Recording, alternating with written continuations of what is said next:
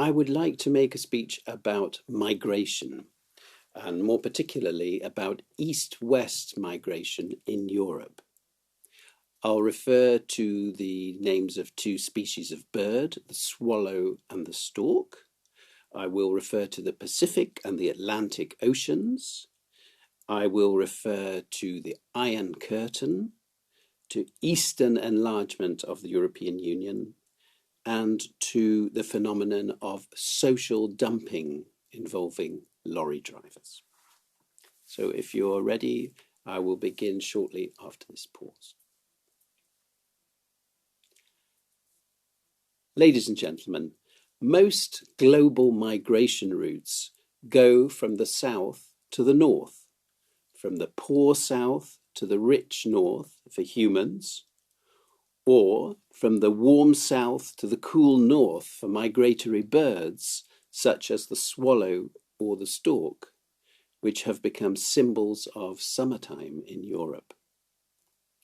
On the great land masses of the Northern Hemisphere, Eurasia and North America, there is also a second direction of human migration, driven by the demands of the global economy.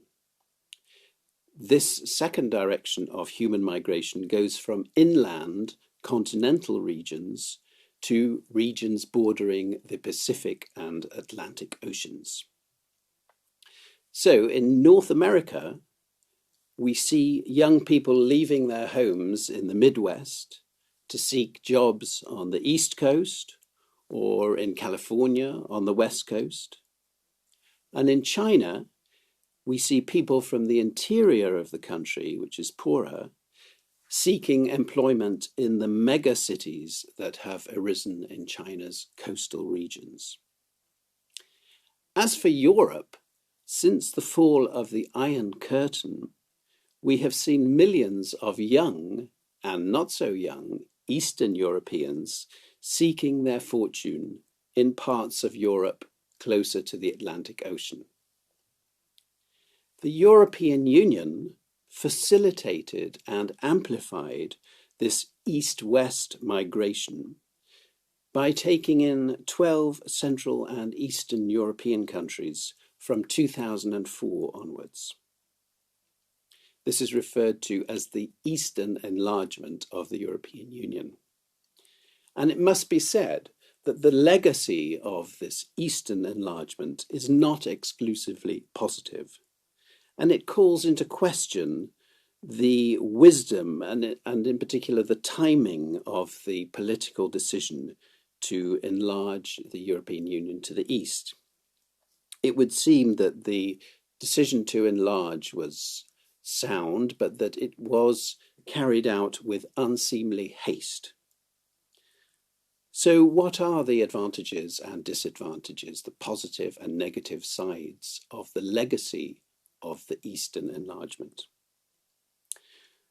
Well, on the positive side, we now have the largest internal market in the world, which is great news for businesses wishing to sell their goods and services in Europe. But on the negative side, we now have the phenomenon of social dumping in Europe, whereby Western hauliers can now, for example, employ Eastern European lorry drivers at a fraction of the cost of employing Western European drivers, and under much worse working conditions, putting the safety of all of us as road users at risk. Also on the negative side, the sheer scale of east-west migration in Europe has undermined Western European unity. Switzerland and the United Kingdom have both sought to limit the impact of east-west migration by distancing themselves from the European Union to escape from the obligation of having to allow the free movement of Eastern Europeans into their territories. With the benefit of hindsight, one wonders if it was really essential to enlarge the European Union so quickly. What were politicians of the time driven by? If fear of a resurgence of nationalism in Eastern Europe was a factor which influenced their decision, one can only remark that there has been a resurgence of nationalism in Eastern Europe anyway, and that membership of the European Union has not been able to prevent it.